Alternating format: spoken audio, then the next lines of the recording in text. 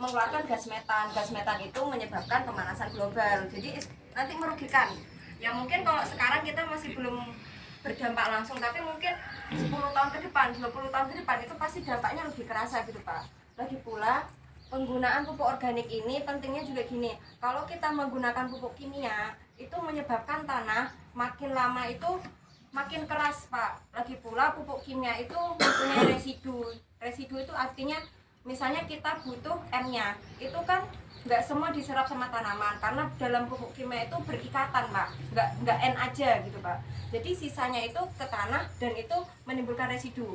Residunya itu bertahan dalam tanah bisa sampai 10 tahun.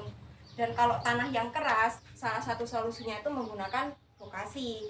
Karena bokasi itu kan isinya mikroorganisme.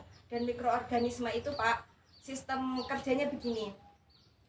Misalnya unsur N, unsur P, unsur K itu tidak semua bisa langsung dimanfaatkan sama tanaman. Jadi digunakannya itu bertahap, nggak langsung habis. Misalnya kayak urea Pak. Urea itu kan pupuk yang mudah sekali hilang, kena air udah hilang, belum penguapan mudah hilang. Jadi kalau dalam pupuk kandang itu N-nya itu nggak langsung dimanfaatkan, jadi bertahap. Jadi memang kenapa saya tahu sih Pak, kenapa kok petani jarang mau menerapkan pupuk kandang itu karena merasa begini kan, saya pakai pupuk kandang tapi kok dampaknya nggak terasa gitu kan ya Pak ya. Itu karena memang pupuk kandang itu, pupuk bokasi, pupuk kompos atau apapun itu nggak bisa langsung dimanfaatkan oleh tanaman kayak gitu Pak. Selain itu pupuk kandang ini bisa kita nggak cuma kotoran sapi yang bisa kita manfaatkan. Misalnya kotoran sapi atau kambing atau ayam itu bisa dicampur juga dengan turi. Turi itu kaya akan N Pak. Jadi kalau misalnya pupuknya saya tambahin daun turi itu N-nya banyak. Kalau misalnya bisa juga ditambahin ini kacang ini kan family legum Pak. Jadi Turi itu jelaskan. Turi kayak apa? Toroy ya. Maduranya toroy ya. Iya, ada apa-apa. Turi apa? Toro bisa. Jadi kayak tanaman-tanaman legum ini Pak, kayak kacang tanah, kacang hijau, kedelai itu tuh di dalam akarnya itu punya ini Pak, bintil akar yang bulat-bulat itu Pak. Nah itu sebenarnya kenapa kalau sadar ya Pak ya, kalau kita menanam kacang hijau atau apa itu nggak butuh pupuk banyak kan Pak. Itu karena memang pada dasarnya kacang-kacangan itu mampu mengambil N di dalam udara karena ada bintil akarnya itu Pak. Bintil akar itu bersimbiosis dengan bakteri namanya Rhizobium. Nah Rhizobium ini bisa memanfaatkan N yang ada di udara agar bisa dimanfaatkan oleh tanaman. Kan udara di dalam N di udara itu sekitar 46%, tapi tanaman tuh nggak bisa memanfaatkan N secara langsung. Jadi butuh bakteri Rhizobium ini yang bersimbiosis mutualisme dengan tanaman kacang-kacangan Pak. Jadi kalau misalnya punya tanaman kacang-kacang, akarnya itu juga bisa dimasukkan ke dalam pupuknya, dicampur kayak gitu Pak. Selain itu bisa pakai sekam, bisa pakai abu, dicampur juga nggak apa-apa. Nah itu kita di sini juga butuh gula Pak, gula dan bekatul, tapi opsional sih Pak, gula aja sebenarnya cukup. Jadi gula ini perannya E4 ini kan kandungannya udah ada mikroba di dalamnya, tapi dia itu supaya bisa bertahan dalam lingkungan baru, beradaptasi, dia itu butuh ini Pak, makanan dalam bentuk sederhana yaitu glukosa, sumbernya dari gula. Bekatul juga sama tapi dalam bentuk karbohidrat Pak, kalau ini glukosanya gitu Pak. Nanti baru setelah bisa beradaptasi bertambah banyak nanti menguraikan kotorannya. Jadi kan sebenarnya E4 ini bukan pupuk ya Pak ya, tapi ini dekomposer, melapukan fungsinya gitu Pak, supaya yang sebenarnya kotoran yang kalau misalnya ditaruh di tanaman langsung itu bisa mati, tapi karena dibantu dengan E4 proses fermentasinya makin cepat Pak, pelapukannya makin cepat sehingga bisa dipakai oleh tanaman gitu Pak. Mungkin itu saja ya Pak ya. Ini Pak Mel langsung praktek. Katanya ada pemateri kedua. Ya, nanti itu Pak. Ganti baju dulu Pak. Oh iya. Berarti langsung Nanti Oke, cut ya Pak. ada yang pertanyaan? Buka dulu. Pertanyaan Pertanyaan dulu, jangan praktek Pertanyaan dulu. Pak. Iya. Ya. Mungkin ada pertanyaan dari Ada. atau Pak Ahmad, boleh Pak Ahmad.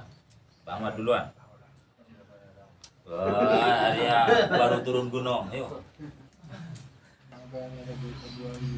Waduh.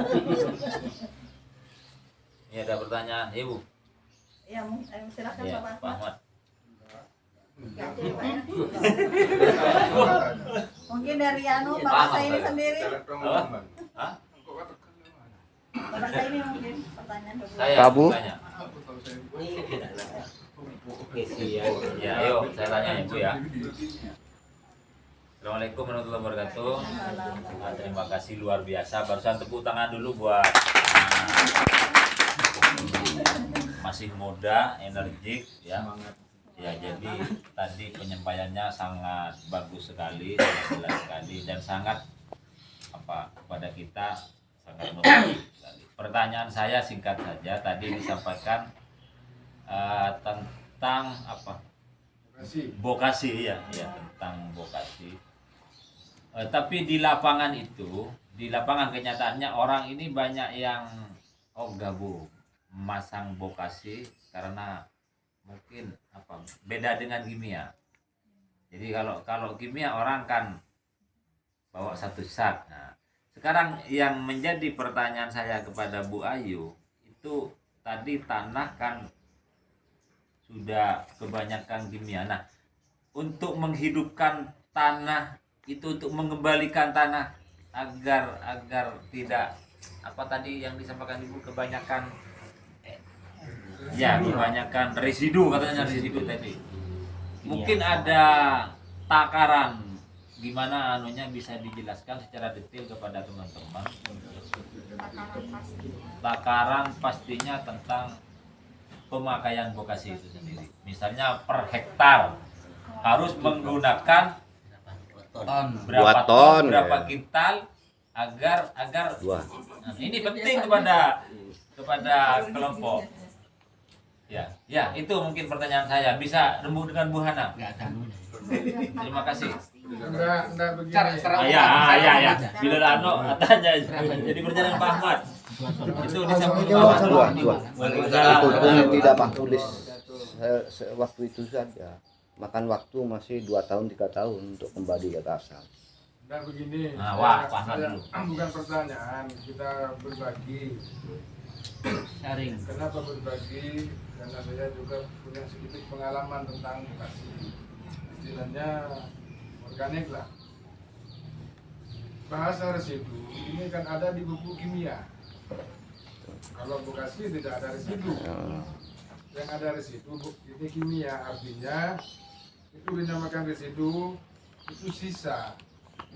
Tanaman sudah selesai, sisa pupuknya itu masih banyak di tanah, itu residu namanya.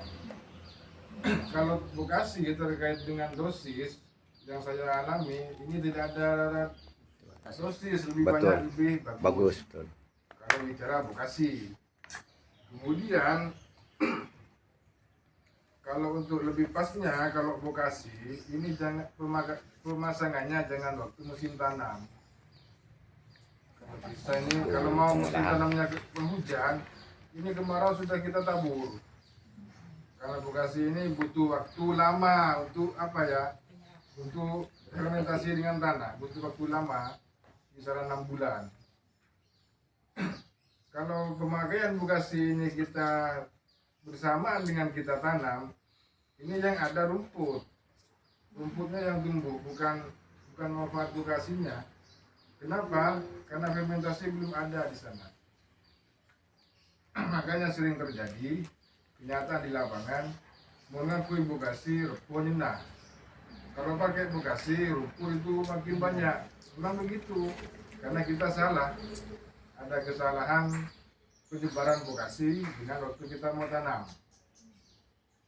Jadi mungkin ini mungkin pengalaman saya. Jadi pertanyaan Pak Sini tadi terkait residu, ini pasti terjadi di kimia. Pasti, karena tidak ada dosis yang pas kalau di kimia. Pasti ada residu. Residu ini kalau tanah kekurangan organik, ini akan jadi kurus tanah. Istilahnya kajel. Untuk itu tanaman berikutnya terus sajian ganjar. Makanya kita bantu untuk terjadi fermentasi, kita bantu pupuk organik, pupuk bokasi. Mungkin seperti ini, mungkin ada pengalaman yang lebih pas, silakan kita berbagi. Assalamualaikum warahmatullahi wabarakatuh. Saya minta tanggapan ke Bu Ayu dulu, jangan ke Pak Ahmad. Iya Pak, kalau misalnya dosis pastinya memang tergantung ini kan Pak, tergantung tanahnya juga.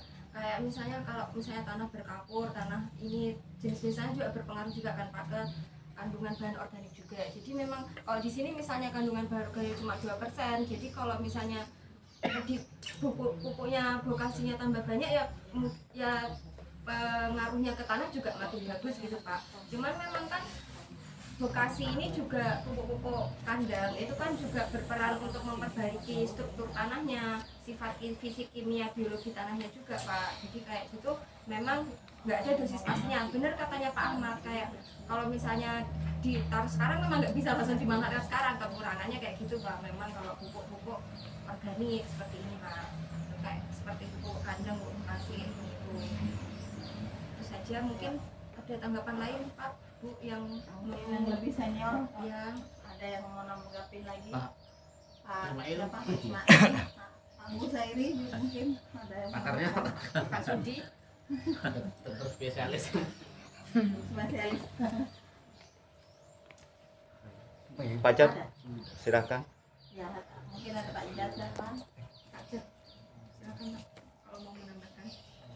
Barangkali begini Pak Jat, teman-teman juga pertanyaan Pak nanggapi Pak Saini tadi untuk pemulihan tanah itu kembali karena tanah kemarinnya sudah ada kimia untuk kembali ke asal maksudnya kan begitu Mas Saini? Iya, butuh kejelasan. Ya, itu butuh berapa tahun prosesnya untuk kembali berapa tahun gitu.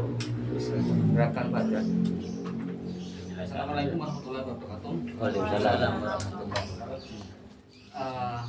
Yang pertama, sebetulnya betul Pak Ahmad tadi setuju saya bahwa yang ada residunya itu adalah pupuk kimia, betul. Jadi makanya begini, ada istilah gampangannya itu loh, tanam apa? Tanam padi. Tapi setelah tanam padi, apalagi di sini Pak, luar biasa. Kalau katakanlah pupuk urea saja tuh, kalau nggak padinya itu hijaunya tuh tua, nggak akan berhenti ngambil apa memberi pupuk urea. Itu karena patokan itu Pak, itu sudah kebiasaan. Dan itu kan padahal kalau sebetulnya teman-teman dulu ada diberi alat yang namanya BWD itu Pak. Jadi itu kalau sudah daun itu kalau kita ke lapangan kemudian kita ukur dengan BWD itu, padahal level 4 sudah cukup. Padahal kalau di lapangan Pak, level 4 itu kalau menurut saya orang lain itu masih kuning Pak. Kurang biru itu pasti itu kurang biru. Nah itu biasanya petani walaupun kita ukur, ya kita tidak bisa menolak atau melarang enggak. Karena terus terang aja saya tidak di lapangan persis, kalau birunya enggak biru tidak akan puas. Apalagi ada unsur persaingan apa tuh bagus-bagusan yang dipakai ukuran birunya itu. Itu tadi pertama memang eman ya, eman pembiayaannya. Dari segi pembiayaan itu kan otomatis pupuknya lebih banyak apa yang dikeluarkan. Kemudian tadi ke tanah tadi dijelaskan residunya tinggi. Jadi biasanya kalau sudah ditanam padi, otomatis tanaman berikutnya mestinya tidak terlalu banyak membutuhkan pupuk urea lagi begitu loh Pak. Bisa dimanfaatkan tanah berikutnya. Gitu. Terutama padi, kacang-kacangan. Kebetulan tanaman legum tadi katanya kacang-kacangan itu bisa punya pabrik sendiri Pak untuk apa? Kebutuhan ureanya N itu. Jadi tadi dijelaskan apa rhizobium japonicum Pak, nggak kalau di kedelai kalau itu sebuah bakteri yang kerjanya mengikat. Jadi NN yang ada di sekeliling tanah itu, tanaman itu diikat di situ. Jadi untuk kebutuhan tanaman itu kedelai itu. Jadi tanaman legum otomatis, makanya bapak-bapak kacang hijau, kacang tanah penggunaan ureanya sedikit sekali, atau mungkin malah ZA kalau nggak turun, karena kandungan ZA karena komposisi persentase kandungan N-nya itu cuma 21 kalau nggak turun. Kalau urea 46, jadi tinggi sekali memang. Itu kemudian betul lagi, apakah betul pupuk organik termasuk bokasi tidak ada overdosis? Itu aja. Itu juga jadi pertanyaan sih Pak. Apa benar pupuk organik tidak overdosis? Kira-kira ada apa enggak Pak ya? Itu saya belum tahu jawabannya. Kalau akal gitu nggak ada overdosisnya Pak. Pupuk berapapun tidak ada. Tapi ada beberapa literatur yang menjelaskan itu ada. Ada Pak. Tapi bahan organik tertentu gitu Pak. Jadi bahan organik tertentu yang menghasilkan zat tertentu yang akan berakibat buruk ke tanah. Kotoran ayam. Mungkin kalau ayam itu karena N-nya tinggi Pak. Nah, iya makanya kan jangan langsung divonis pupuk organik itu tidak ada Ya, tapi kebanyakan pakai kotoran ayam terhadap tanaman tembakau itu malah merusak. termasuk kemarin lupa Mbak. Satu lagi ini juga masukan dari petani juga Pak. Pemakaian kemarin kan yang disubsidi pupuk oleh pemerintah pupuk organik adalah pupuk organik. Jadi kalau sudah aplikasi pupuk organik